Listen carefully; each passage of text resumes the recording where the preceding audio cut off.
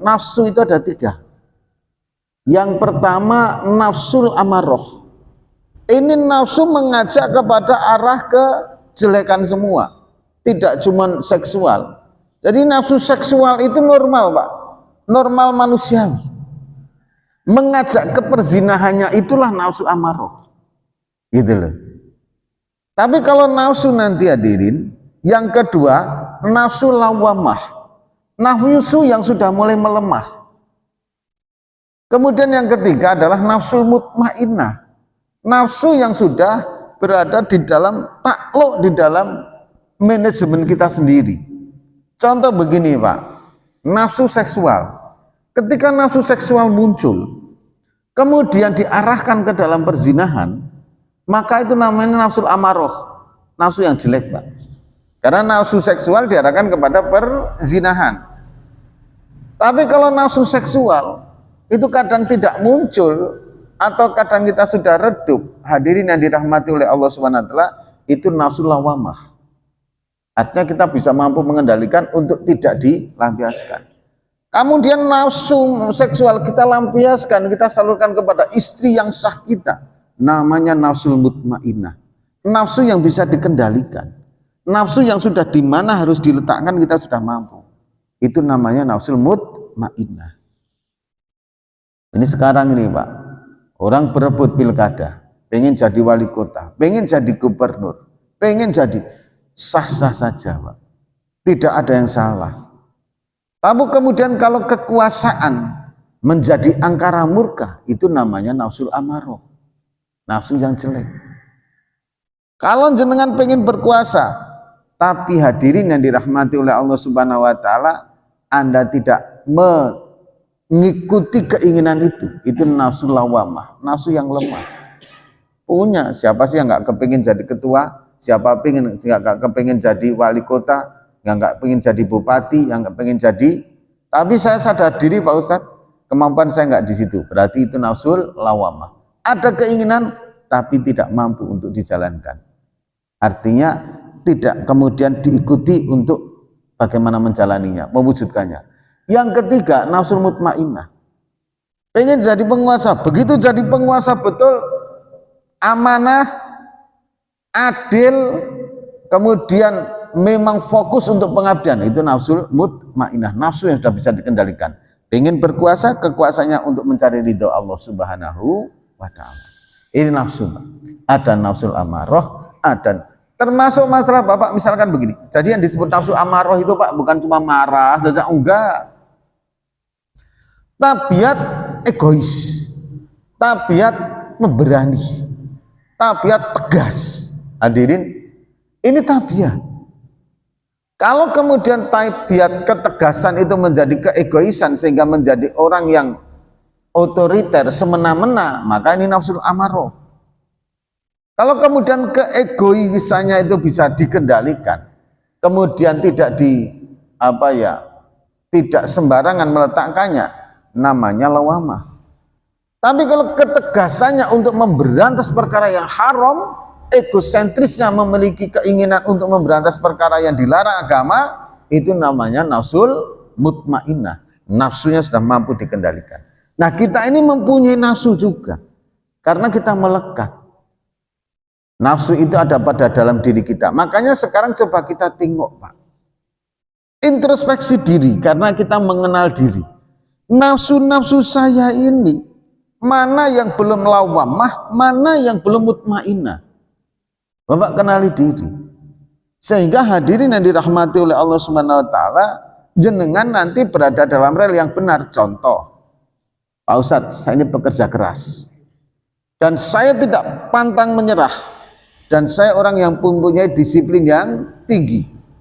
Baik, kalau begitu coba nafsu, keinginan-keinginan seperti itu, kerasnya, mentalnya, pemberaninya, disiplinnya, tidak cuma dalam segi keduniaan. Kalau di situ nanti menjadi nafsu amaroh. Jenengan arahkan sedikit, mulai jenengan berdamai dengan kenyataan diri bahwa diri Anda memang seorang yang yang egois, yang pemberani, yang Anda harus berdamai dengan itu. Mengakui hal itu, Pak, itu ada. Sekarang geser lagi, Pak, menjadi nafsul mutmainnah.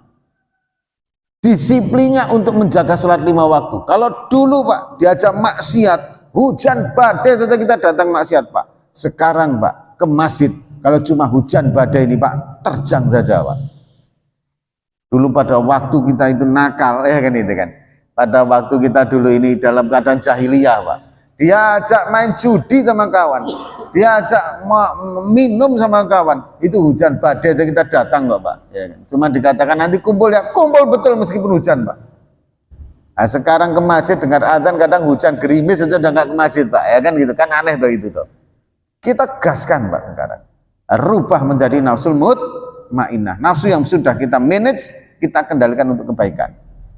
Punya duit Pak, dulu Pak diajak untuk patungan loh, beli khomer aja kita mau ngeluarin duit, patungan loh, untuk beli bir aja mau kita Pak. Nah sekarang Pak diajak untuk berinfak susahnya luar biasa. Nah itu nafsu amarah. Kita kemudian rubah di situ Pak. Kalau dulu duit untuk maksiat saya ringan, sekarang duit untuk taat apalagi Pak. Nah begitu.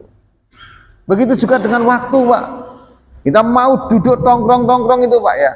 Mohon maaf, kadang kita ngopi tok itu nggak ada manfaat untuk kebaikan. Kalau manfaat untuk kebaikan itu silakan aja. Saya nggak mengkritik ngopinya, tapi mengkritik duduk lamanya yang tidak ada manfaatnya itu. Kalau di situ aja kita bisa mampu berlama-lama, kenapa di masjid kita nggak bisa lama-lama duduk Pak? Ya kan itu. Nikmati, bisa menikmati duduk di kopi dengan sekian jam waktu kita hilang, habis umur kita. Coba kita juga bisa menikmati di masjidnya Allah Subhanahu Wa Taala. Jadi rubah itu Pak, nafsu-nafsu itu kita rubah.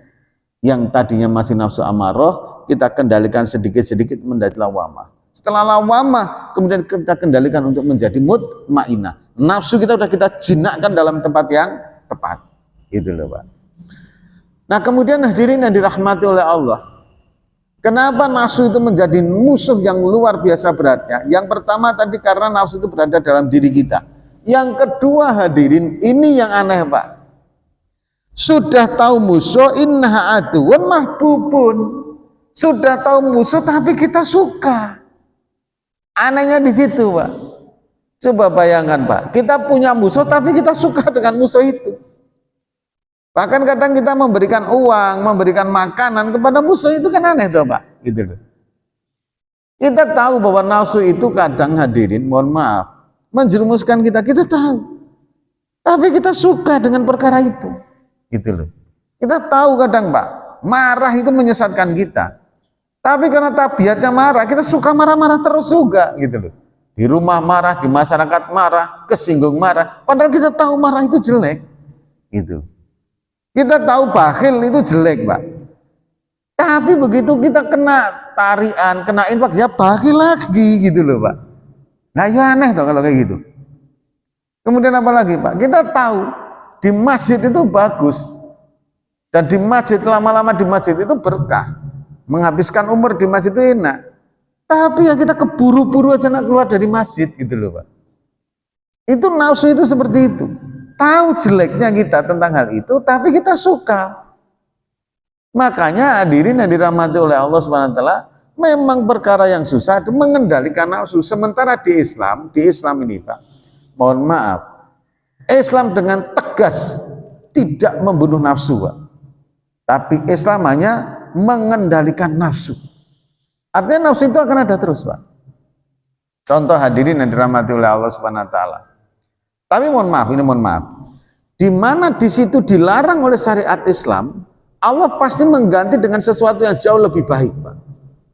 Contoh, khamr, bir, alkohol, minuman-minuman yang memabukkan, termasuk puto, sabu-sabu, apalagi Pak, ganja, cimeng, inek, larang semua itu Pak. Mikmek, ya kan, apek botak, topi miring, ya kan, anggur hitam. Loh Pak Ustadz kok paham sekali? Ya paham lah Pak, ya kan, nggak usah suudon jenengan kan itu kan ya. Hadirin yang dirahmati oleh Allah Subhanahu Wa Taala, itu semua diharamkan. Tapi Allah mengganti dengan yang lebih baik.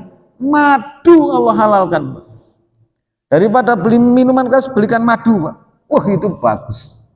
Madu itu Pak, itu pengobatan tradisional yang dibarengkan dengan obat apapun Pak, nggak pernah ada kontraksinya Pak. Kan kadang ada ya, pengobatan herbal itu tidak boleh dibareng dengan pengobatan apa itu ya, yang obat-obat sintetik itu ya, obat-obat apa itu Pak, tidak boleh. Tapi kalau madu boleh Pak.